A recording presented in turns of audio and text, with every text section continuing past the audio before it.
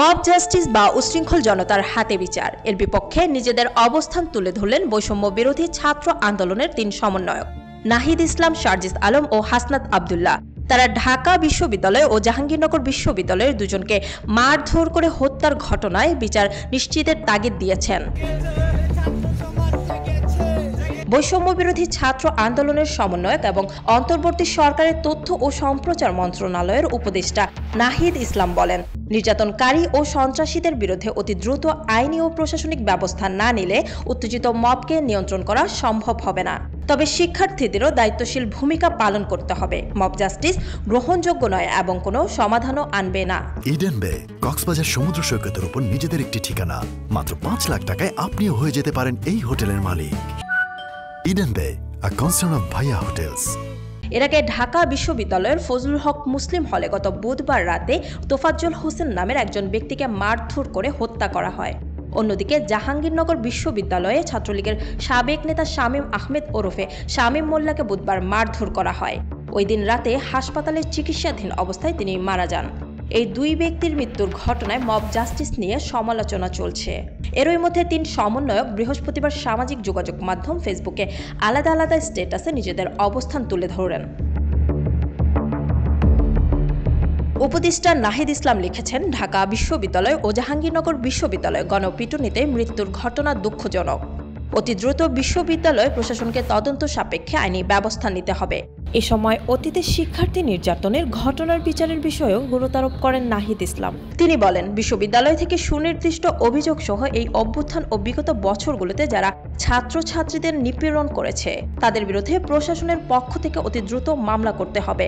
Fact finding commission করে সব শিক্ষা প্রতিষ্ঠানে প্রশাসনের উদ্যোগে নির্যাতনকারীদের তালিকা প্রণয়ন করতে হবে এবং প্রশাসনিক ব্যবস্থা গ্রহণ করতে হবে। এছাড়া ঢাকা বিশ্ববিদ্যালয় ক্যাম্পাসকে বহিরাগত মুক্ত করতে কর্তৃপক্ষের প্রশাসনিক উদ্যোগ নিয়েও বক্তব্য তুলে ধরেন নাহিদ ইসলাম। তিনি বলেন, পাবলিক বিশ্ববিদ্যালয়ে ঢালাওভাবে বহিরাগত নিয়ন্ত্রণ সম্ভব নয়, উচিত নয়।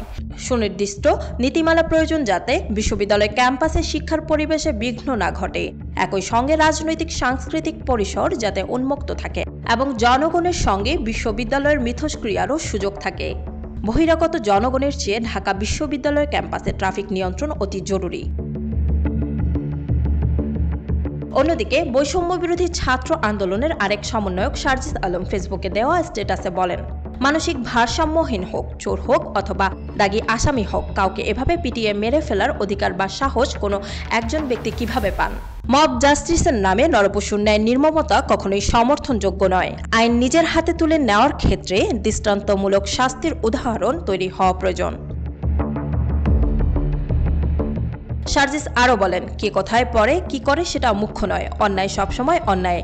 একটা জলজন্ত মানুষকে পিটিয়ে মেরে ফেলতে যাদের বুক একবারের জন্য কাঁপে না, তাদের মধ্যে মনুষ্যত্ব থাকতে পারে না।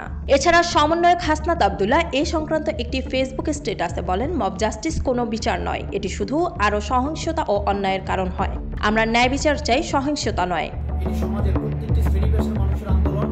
পরে পৃথক আরেকটি স্ট্যাটাসে হাসনাত আব্দুল্লাহ বলেন, ঢাকা বিশ্ববিদ্যালয় ও জাহাঙ্গীরনগর বিশ্ববিদ্যালয় পৃথক 2টি ঘটনার সঙ্গে যারা জড়িত তাদের দ্রুত বিচারের আওতায় নিয়ে আসতে হবে। মব লিঞ্চিং কোনো অবস্থাতেই কোনো সমাধান হতে পারে না। তাদের সে যেই হোক না কেন, এটা একটা সুস্পষ্ট অপরাধ। যে বা যারাই এর সঙ্গে জড়িত তাদের শনাক্ত করে শাস্তির মুখোমুখি করতে হবে। সাধারণ শিক্ষার্থী দাবি করে কেউ যেন পার পেয়ে যেতে না পারে। হাসনাত আরও বলেন, সাধারণ শিক্ষার্থী পরিচয়ে ছাত্রলীগের চিহ্নিত সন্ত্রাসীদের পুনর্বাসনের কোনো পথ যেমন উন্মুক্ত নয়, তেমনি আইন নিজের হাতে তুলে নিয়ে অপরাধের অভিযুক্ত হলে তাকেও শাস্তি পেতে হবে।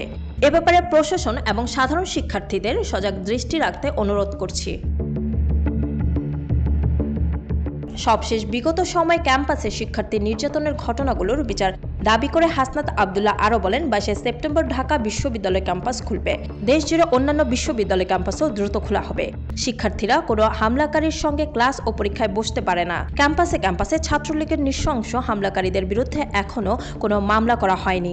প্রশাসনিকভাবে কোনো আইনগত ব্যবস্থা নেওয়া হয়নি। তাই জুলাই বিপ্লবে শিক্ষার্থীদের উপর প্রকাশ্যে হামলায় জড়িতদের বিরুদ্ধে প্রশাসনকে দ্রুত আইনি ব্যবস্থা গ্রহণ করতে হবে।